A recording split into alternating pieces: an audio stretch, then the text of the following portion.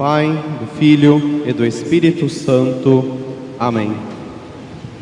Caríssimos irmãos, o terceiro domingo depois da Quaresma, dando continuidade à doutrina, ao ensinamento que vem então nos propor, para que possamos entrar de fato num caminho de renovação espiritual e de desenvolvimento da nossa fé, como nós todos precisamos, como foi até o conselho e a palavra que São Paulo nos dirigiu domingo passado.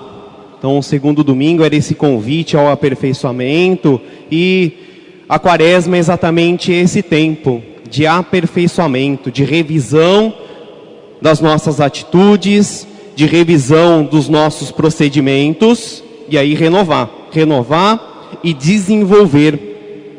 E foi também colocado domingo passado na epístola que existe um mal em nós, uma doença em nós, que é o maior empecilho, maior impedimento para que possamos progredir no caminho de santidade, progredir no caminho de execução da vontade de Deus e, consequentemente, nos impede de entrar nos céus. E hoje vem essa continuação, vem a confirmação da palavra de domingo passado sobre a impureza. Somos chamados à santidade, não à fornicação. Foi a palavra que São Paulo nos disse semana passada. E hoje vemos aqui na epístola aos Efésios mais claramente São Paulo colocando que nem se nomeie entre vós a fornicação ou a avareza, nem torpezas, nem palavras nécias, não palavras indecentes, palavrões, tudo que diz assim, impureza, que nem se nomeie entre vós, não são convenientes, antes ação de graças. E aí põe a advertência, e aí onde nós concluímos que de fato é o maior impedimento da vida cristã. Impedimento de desenvolvimento, impedimento da gente entrar no reino dos céus. Ficai sabendo e entendendo bem, não é entendendo de qualquer jeito não, e nem escutando de qualquer jeito. Ficai sabendo e entendendo bem que nenhum homem fornicador, impudico ou avaro, o que é sujeição a ídolos, tem herança no reino de Cristo e de Deus. Então são palavras bem claras, não temos como colocar dúvidas. Então aqui aparece de novo o problema da sexualidade, o problema da impureza, o problema do sexo livre pregado para nós. Pregado no mundo pela novela, pregado no mundo pela moda, pregado no mundo pelo modo de procedência da sociedade. Então é pregado isso, que sejamos fornicadores, que sejamos impuros. Então isso nos ensina o mundo, a televisão, as novelas, e aí a sociedade também com a sua moda. Nos ensina que nós sejamos fornicadores. O que é fornicador? Uma pessoa de sexo livre, não tem limites e não tem regras para usar. Mas existe um plano de Deus, é um dom que foi dado e deve ser usado do modo que foi dado por Deus e para o fim e objetivo para o qual Deus colocou na natureza humana. Mas o diabo, o homem, a carne, não gosta de Deus, odeia Deus. Por isso, enfia na nossa mente, na nossa consciência, nos nossos lares, dizendo que temos que ser pessoas bem livres, bem livres nesse sentido da sexualidade, bem livres mesmo. e que nada deve reprimir isso. Faz mal reprimir os desejos impuros que eu trago no meu coração. Fazem mal. Prega a psicologia. Pregam aí fora. Mas a gente vê o que verdadeiramente faz mal é viver deste modo. Nenhum homem fornicador que usa o sexo totalmente desordenado e sem regra e sem limite, a pessoa que vive na impureza, o impudico, terá herança no reino de Cristo e de Deus. Aí nós vemos evidente, bem claro, não resta dúvidas, que é o maior empecilho do desenvolvimento da vida cristã, o maior impedimento para que possamos entrar no reino dos céus. Se a gente não o considera como problema. A partir do momento que nós, aceitando a palavra de Deus, aceitando o ensinamento de Deus, que foi quem nos criou e criou tudo que existe, e Ele sabe por que Ele criou e para que fim criou, se a gente aceitar isso, nós vamos entender que eu não devo fazer as coisas do meu jeito e usar como eu quero e como desejo o meu coração, que é um abismo de iniquidade. Não, eu vou usar conforme o coração de Deus, que foi quem planejou, que foi quem ordenou e quem foi quem colocou o fim e objetivo para todos os dons, para todas as coisas. Isso é necessário para quê? Para que eu não me encaixe aqui, ser um homem, uma mulher fornicadora, um homem ou uma mulher impura, que nós não sejamos. E aí entra também a avareza. Aí nós percebemos que não é só o problema da sexualidade que impede os seres humanos de desenvolver a sua vida de fé, de desenvolver a sua vida cristã. A avareza também impede. É como um ídolo, seja o prazer desordenado, seja a busca do bem, da posse, do dinheiro de modo desordenado. São ídolos, são impedimentos que então barram o desenvolvimento da vida cristã e barram e impedem a nossa entrada no reino dos céus. E que tenhamos desejo de fazer aquilo que é a vontade de Deus. E isso que é o importante.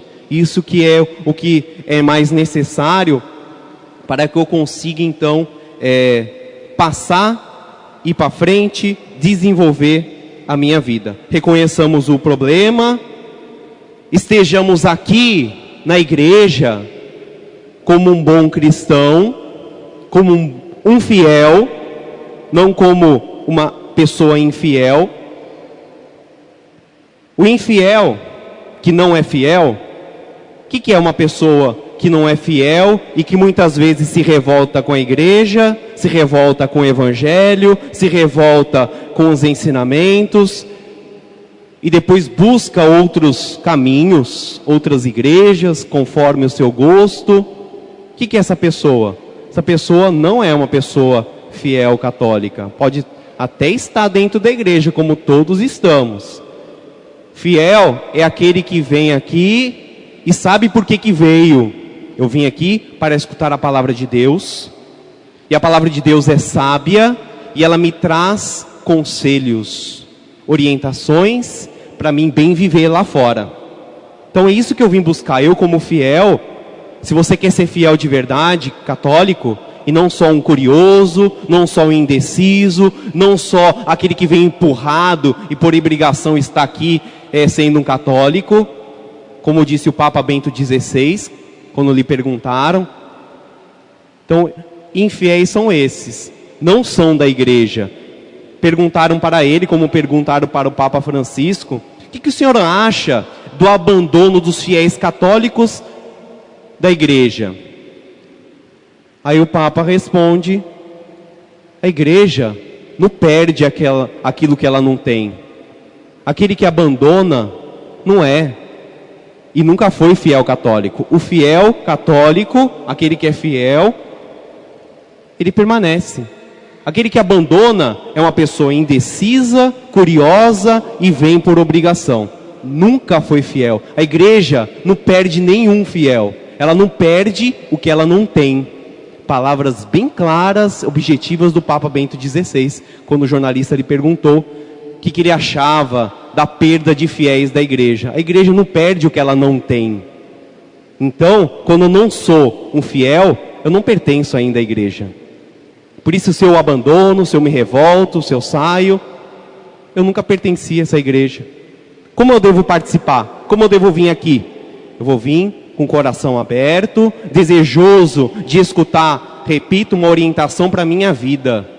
Deus quer que sejamos felizes e Ele dá normas, dá regras, coloca objetivos para a gente então conquistar e alcançar, e isso que vai fazer com que a gente seja feliz. Eu vim aqui hoje para quê? Para escutar um bom conselho da palavra de Deus, de uma explicação que vai me ajudar lá fora. É isso que a gente deve buscar. É assim que nós devemos vir na igreja. Quando nós vimos para participar da Santa Missa, eu vim aqui para buscar um conselho. Qual será o conselho de hoje?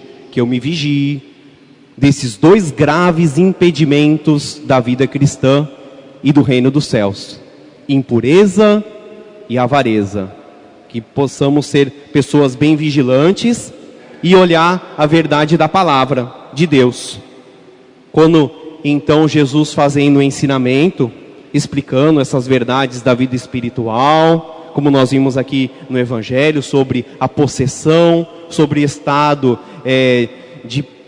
da pessoa que acaba ficando pior, quando não responde a Deus, não prossegue no seu caminho de correspondência à vontade de Deus, o estado dessa pessoa fica 7 vezes piores.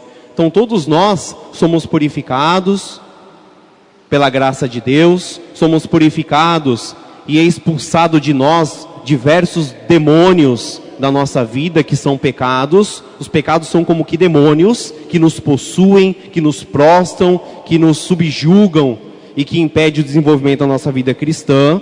E muitas vezes nós conseguimos expulsá-los, expulsamos eles na confissão, mas Jesus adverte aqui: quando uma alma é limpa, é adornada, e não estando vigilante, o diabo que não dorme, que está sempre rodeando, vendo que essa alma está despreparada, está limpa, está ornada, vai lá, busca 7 espíritos piores do que ele, e aí fazem morada novamente nessa alma. E o estado deste homem torna-se pior do que o da primeira vez. Isso é por quê? Por causa de imprudência, por causa de distração em viver a palavra de Deus.